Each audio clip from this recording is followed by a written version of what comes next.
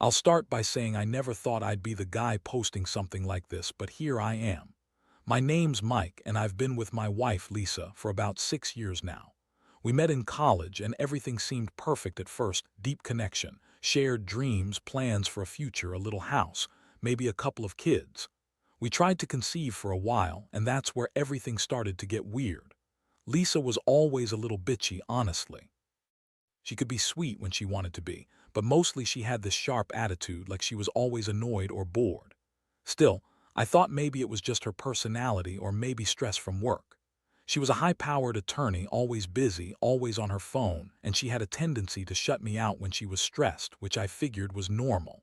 But then the signs started piling up. It began with little things: her phone suddenly password protected, her being more secretive about her whereabouts. She'd cancel plans or come home late, claiming she had to work late or meet with clients, but her stories didn't add up. I'd find her hiding her phone or deleting text messages. I was starting to feel like I was losing her, but I didn't want to believe she'd cheat on me. Still, something felt off. I'd catch her lying about small stuff, and I kept telling myself I was paranoid. Then came the appointment. We'd been trying to get pregnant for about a year, and our fertility specialist was Dr. Carter, an older guy, well-respected, seemed professional. We went in for a routine checkup, and that's when I saw it. I noticed Lisa acting strangely, overly familiar with Dr. Carter. She was joking around, leaning into him a little too much, laughing at his stupid jokes like they were old friends. It was odd. She never acted that way around me. I could see the way Dr. Carter looked at her, like he was actually interested. That was the first real warning sign, but I brushed it off. What really made my blood run cold was the way she responded to him during the appointment. She touched his arm a lot, leaned in when he was talking, and even called him by his first name, something she'd never done with her previous doctors. I sat in the waiting room, pretending to be engrossed in my phone, but I was watching her. Her voice was more flirtatious, her smile more genuine, and I could see that she was enjoying herself way too much.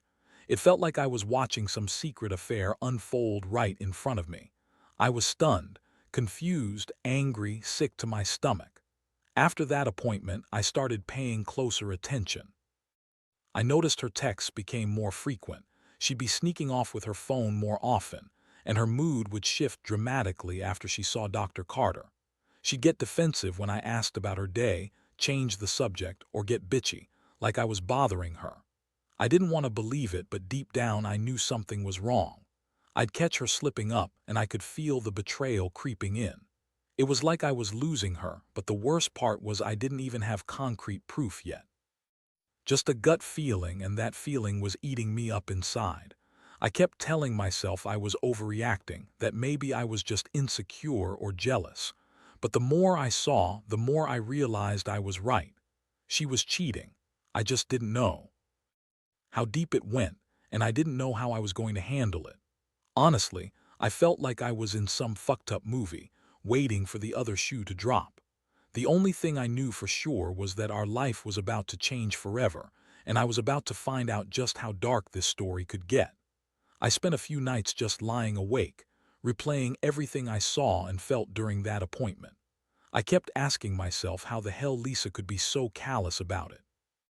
She was supposed to be my wife, the person I trusted most in this world, and here she was, acting like she was on some secret double date with her doctor. I was furious, but mostly I felt betrayed on a level I couldn't quite put into words. How many times had I trusted her with my feelings, my hopes, our future?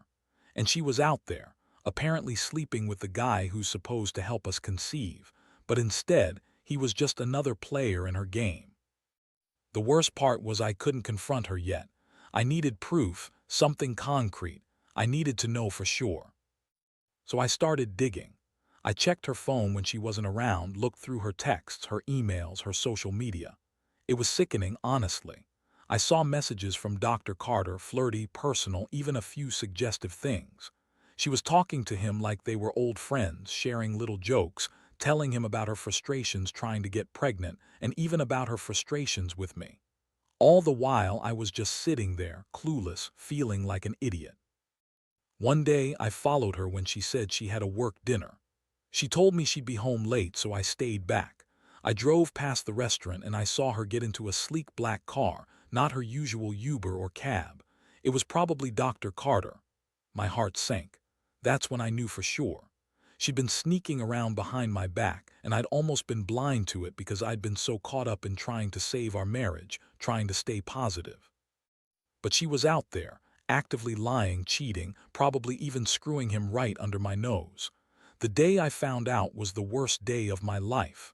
I was in our bedroom, going through her phone, looking at the latest messages. That's when I saw a string of texts from her, not just flirtatious, but downright dirty. She was talking about how much she needed relief, how she couldn't wait to see him again, and how she felt so alive when she was around him. It was like a punch to the gut. I had to sit down, my hands trembling. I couldn't believe I'd been so blind, so stupid to miss all the signs. I'd trusted her and she'd been lying to my face this whole time. I felt a mix of rage, betrayal, and heartbreak. My mind raced. What do I do now? Do I confront her immediately? Do I pack my bags and leave? I knew I couldn't just pretend I didn't see what I saw. I had to face her, had to hear her lie again, or maybe admit everything. I decided I'd confront her that night when she came home, but I had to be ready. I needed to be calm, but I also needed to get my head straight because I knew once I said something, everything would change forever. This wasn't just a fling. She'd blown apart everything I thought our life was built on. That evening, she walked through the door, looking annoyed, like she'd been dealing with some bullshit at work or with her clients. She tossed her bag down and I could see the flicker of guilt behind her eyes, or maybe just her usual bitchy attitude. Either way, I wasn't going to let her brush this off. I told her I knew. I told her I'd seen the messages, the texts, the way she was acting with Dr. Carter. Her face twisted into something ugly, her usual smirk mixed with a flash of defiance. "Oh, come on, Mike. You're crazy. You're just paranoid," she said, rolling her eyes. "It's nothing. We're just friends, okay? You're making a mountain out of a molehill. I don't even know what you're talking about." Her words didn't matter. I'd done the work, seen everything myself. I felt a strange calm settle over me, mixed with the boiling rage inside. I told her I knew she'd been lying, cheating, playing me for months, maybe longer. She laughed loud, mocking. "You're so insecure, so jealous. It's pathetic. I don't owe you explanations for every damn thing I do. If I want to have a little fun, I will. It's not your business." Her words cut deep. I felt like I was standing on the edge of a cliff, ready to fall. I was trying to keep my composure, but inside I was exploding. I told her I'd had enough, that I was done pretending I didn't see the truth. I told her I was going to leave, that she'd ruined everything. And her reaction, she just scoffed, looked at me like I was some idiot and said, "Whatever, Mike. You're just a control freak. If you don't like it, then leave. I don't care." That night I slept on the couch, feeling more alone than I ever had before. The betrayal ran so deep, I didn't even know what to believe anymore. I was angry at her, at myself for not seeing it sooner, and I was scared because I knew this was just the beginning of a long, dark road. The woman I'd loved, the woman I wanted to build a future with, had been betraying me with a man who's supposed to help us have a baby. The miracle of life had turned into a nightmare, and I didn't see any way out without pain. The next morning, I woke up feeling like I'd been run over by a truck. My mind was racing, and every time I closed my eyes, I saw her face as she lied to me last night. I couldn't believe I'd been so blind. For what it's worth, I tried to convince myself that maybe I was overreacting, that maybe it was just a fling or some stupid mistake she'd regret. But deep down, I knew better. I'd seen the messages, the way she was acting around Dr. Carter, and it was clear she'd been cheating on me for quite some time. I decided I needed to take action. I couldn't stay in that house with her, pretending everything was okay. I packed a bag, grabbed my keys, and left before she even woke up. I couldn't handle being under the same roof anymore. I needed space, clarity, and a plan. I went straight to my buddy Jason's place. He's known me forever, and I knew I could trust him. I just needed to talk, vent, and figure out what the hell I was going to do. Sitting in Jason's living room, I told him everything. He listened quietly, nodding along as I laid out my entire story, the suspicion, the discovery, the confrontation. Once I was done, I could see his jaw tight. "Dude, that's fucked up. You gotta do something about it. You can't let her get away with this. She's been screwing around and she's been lying right in your face." That made me feel a little better, knowing I wasn't crazy or overreacting. But then the next thought hit me: revenge. I wasn't just going to walk away and forget about it. That's not how I work. When someone screws with me, I hit back harder. I thought about what she'd done, how she betrayed the trust we built, how she was using her doctor to fulfill some sick fantasy while I was desperately trying to give her what she wanted most: a child. I couldn't just let her get away with it. No, I needed to make her pay. I needed to show her she couldn't treat me like a fool, so I started planning. First, I gathered every piece of evidence I could: screenshots of the messages, her recent appointment receipts, even little things like her phone bills. I wanted everything in case I needed it later. Then I thought about how to turn this around, how to make her see she'd crossed a line. I decided I'd confront her again, but this time with a plan.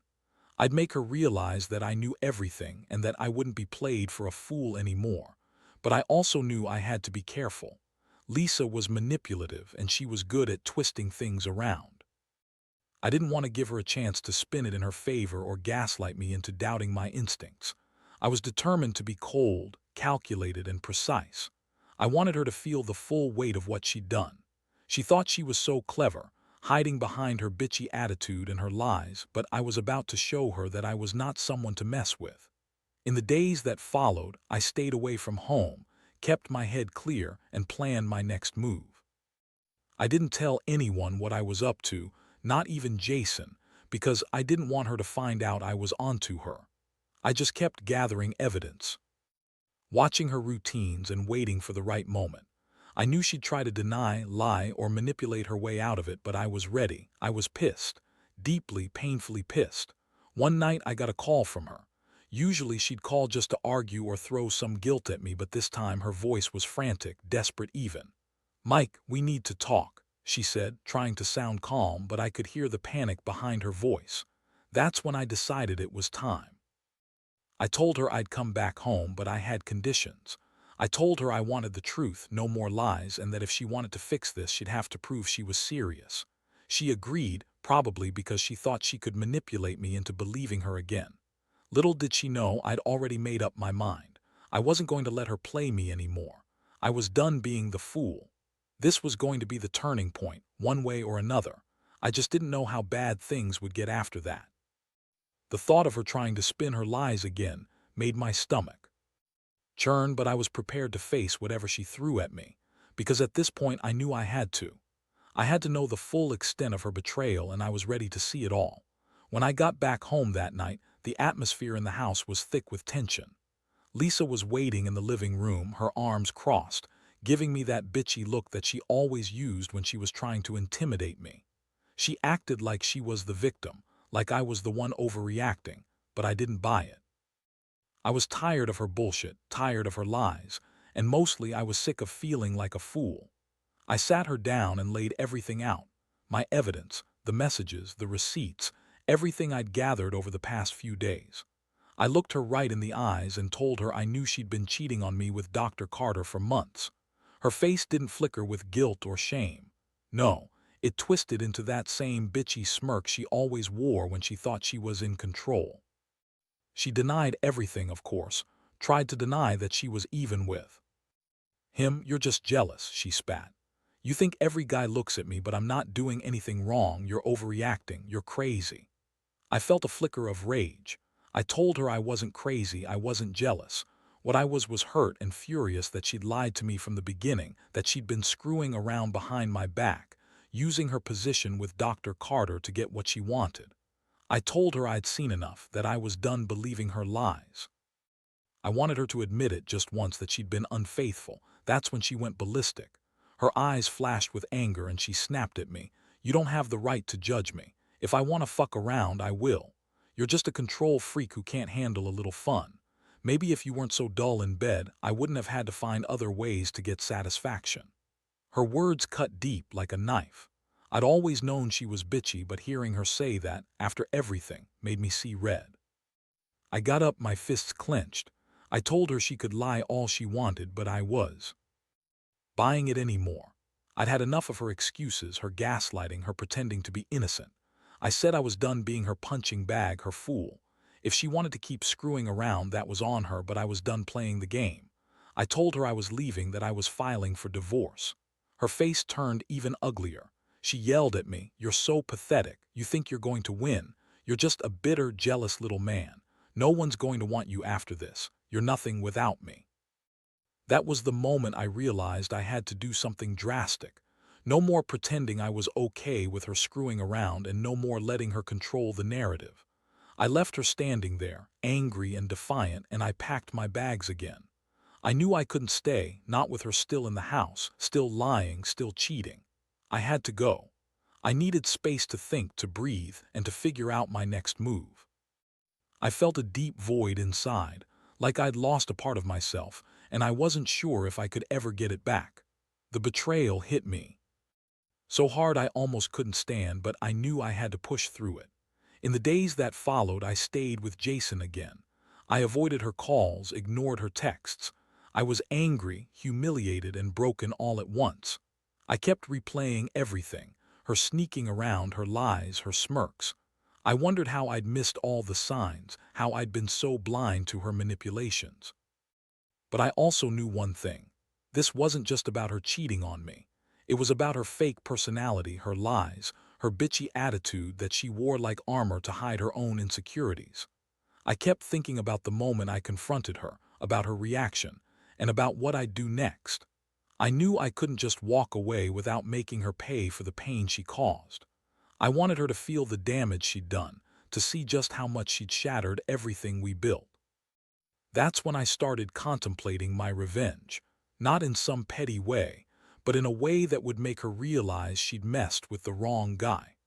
I wanted her to understand that lying and cheating come with consequences, and I wasn't going to be the one left holding the pieces of what was once our life. I wasn't sure what the future held, but I knew one thing: this story was far from over. And I was going to make sure she remembered every moment when she thought she could get away with her betrayal. Because at the end of the day, she might have taken my trust, but she'd never take my dignity. Not without paying a price. A couple of days after I left, I started putting my plan into motion. I knew I had to do something more than just walk away and hope it all faded. Lisa was the kind of woman who thought she was untouchable, that her lies could keep her safe forever. But I wasn't going to let her think she could get away with it. I needed to show her she was wrong. And honestly, I wanted to break her in a way she wouldn't forget. First, I contacted a private investigator. I didn't tell her. Hell, I didn't even tell Jason. This was all me. I wanted to see just how deep her betrayal went, and I needed solid proof that I could use. The Pi followed her to her appointments, watched her interactions, and even snapped pictures of her and Dr. Carter leaving a hotel downtown. I couldn't believe what I was seeing: her in an intimate embrace, her lips on his neck. She wasn't just cheating, she was deep in it. I felt like I'd been punched in the chest all over again. Seeing those images, knowing she'd been lying to my face for months, made my blood boil. This wasn't just about her cheating anymore. It was about how she'd used me, manipulated me into thinking everything was fine while she planned her little affair. I knew I couldn't let her get away with it, not without making her regret every lie, every sneer. Next, I started gathering more evidence, more photos, recordings, anything that could expose her fully. I even hired a hacker to get into her email and social media accounts, just to see if she was hiding anything else. Turns out she was. There were messages from other guys, flirtatious exchanges, and plans to meet up. It was clear she'd been living a double life, and I'd only scratched the surface. The more I uncovered, the clearer it became that she was a full-blown liar and cheat. I also decided I needed to escalate things with Dr. Carter. I found his phone number and sent him a message, confronting him directly. I didn't threaten him. I just told him I knew what he was doing, that I had proof, and if I caught him near my wife again, I'd make sure everyone knew what kind of man he really was. I could hear the silence on the line, and I knew I'd made my point. That bastard thought he was untouchable, but I was making damn sure he understood he was. Meanwhile, I started planning how I'd confront Lisa again, but this time with everything laid bare. I wanted her to see the damage I'd done my homework. I wanted her to realize she'd gone too far, that I wasn't some naive fool anymore. I knew I had to be strategic. This wasn't just about yelling or throwing accusations. It was about making her face the reality of what she'd done and the pain she'd caused. One night I arranged a meeting with her at a neutral place, a quiet coffee shop, far from our house, far from her usual stomping grounds. I'd finally had enough of her bitchy deflections, her stupid lies. I wanted her to listen, to understand that I'd caught her, that I knew everything. I wanted her to feel the dread, the guilt, and the shame of being caught red-handed. I pulled out the photos and videos, played the recordings, and watched her face turn ghostly pale. Her reaction, defiance, anger. She called me a psycho, a jealous fool, and said I was just trying to ruin her. "You're just mad because I don't want to be controlled," she spat. "You're insecure, pathetic, and honestly, I don't even love you anymore." That's when I realized she was never going to admit her guilt. She was too arrogant, too convinced she was untouchable. But I didn't care anymore. The truth was out, and I was done taking her lies. That night, I decided I had enough evidence to file for divorce. I wanted her gone from my life, completely. I knew her ego would never let her face accountability, but I was ready to make her feel the consequences of her actions. I planned my next steps carefully, knowing that what I was about to do would shake her world and mine forever. This wasn't just about revenge anymore. It was about reclaiming my dignity, my sanity, and my future. And I was done being the fool she played in her sick, twisted game. The day I handed over the divorce papers was one of the hardest days of my life, but also one of the clearest. I sat her down in the living room, the evidence spread out on the table, screenshots, videos, recordings, and looked her right in the eyes. She tried to fake innocence, tried to deny everything, but I wasn't having it anymore. I laid everything out, how I tracked her, the proof of her affair, her lies, her manipulations. Her face twisted into anger, then defiance, then a kind of desperate panic. But I didn't care. I just wanted her gone, out of my life. I told her I was done playing her game, that she'd betrayed me in the worst way, and I was done being the fool. She kept trying to spin her lies, saying I was crazy, that I was just jealous, that she still loved me. But I knew better. I knew she'd been lying to me from the start, that she'd been cheating on me with her doctor, playing me like a fool. I wanted her to hear it from me, loud and clear, that she'd crossed a line she couldn't come back from. When she finally realized I wasn't going to back down, she exploded. She called me every name in the book, pathetic, insecure, jealous, and then she stormed out of the house, screaming that I'd ruined everything, that she didn't care. But honestly, I felt nothing but relief. I knew I'd done what I had to do. I'd uncovered her dark secret, and I'd made damn sure she paid the price. I didn't want her back, not anymore. I wanted to move on and rebuild my life without her lies poisoning everything. The aftermath was brutal. I filed for divorce, and she fought it hard, trying to dig her claws in, trying to spin everything to her favor. But I had the evidence, proof of her cheating, her lies, and I used it. I didn't want to just hurt her. I wanted her to understand how badly she'd screwed up. I wanted her to feel what it was like to be betrayed, to be humiliated, to be finally exposed for who she really was. In the end, I got what I wanted. Clean break. The divorce was finalized, and I moved into a new place, far away from her toxic presence. I cut all contact, and slowly I started to rebuild. It wasn't easy. I carried the scars of her betrayal, and I still sometimes wonder how I missed all the signs. But I also learned something important.